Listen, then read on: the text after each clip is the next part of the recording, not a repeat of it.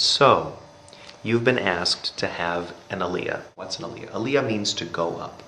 Normally, when the Torah is being read, it's going to be on a bima, which means on a stage like this one, a religious stage like this one, where it will be on a lectern, and it is a great honor to be asked to have an Aliyah.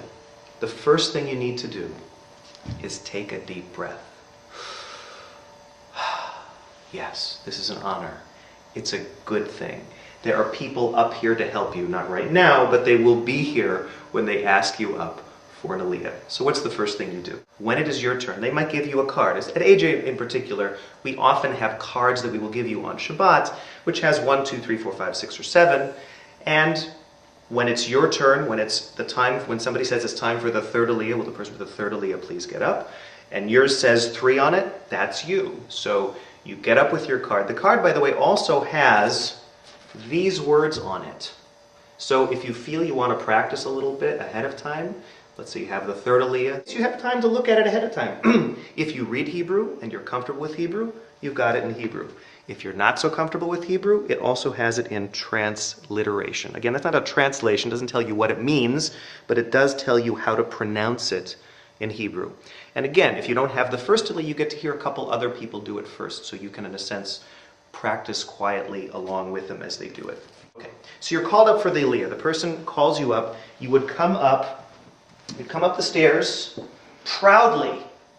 Take pride in your Aliyah. You have either your talit on, if you are someone whose tradition is not to wear talit. If the Torah reader is amenable, you can take the corner of their talit, or the corner of your talit ideally, and you will touch the spot in the column next to where the Torah reader is going to be reading. You don't need to actually touch the spot they're pointing. One of the reasons we don't touch with our fingers is not so much because of the holiness of the Torah, not that the Torah is not holy, but it's because of the way the ink lays on the parchment.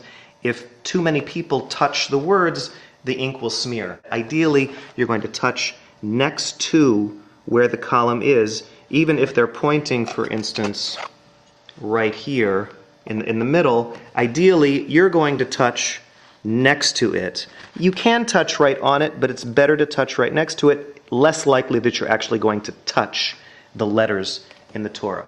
And you are touching the spot where they're going to start. You kiss it. You hold the Torah with both hands. As you hold it, you will sing the blessing. Baruch et Adonai hamvorach. Congregation is going to Baruch Adonai hamvorach leolam va'ed. That's what they'll sing. Then you have to repeat it. Baruch Adonai hamvorach leolam va'ed. And then you continue. Baruch ata Adonai Eloheinu melech haolam asher bachar banu mikol ha'amim v'natan lanu et torato. Baruch ata Adonai noten haTorah. And that's the blessing which says, thank you for choosing us to be your people among all the nations. And as part of that covenant, giving us this Torah, which is now going to be read from. When they finish the reading, again, and you are touching the spot, you kiss it, you hold the Torah with both hands, and then you do the blessings after. Baruch ata Adonai Eloheinu melech haolam asher natan lanu torat emet v'chaye olam nata betochenu Baruch ata Adonai noten haTorah. After you have your Aliyah, not so fast, don't run away. After your Aliyah, you go to the other side, stand next to the Gabbai on this side, and follow along with the next person who has the Aliyah. When they are finished, then again, there are congratulations all around. Again, you can thank the Torah reader can thank you. In general, on your way back to your seat, many people will offer you their hands because you have been strengthened by this honor. And that's how you have an Aliyah.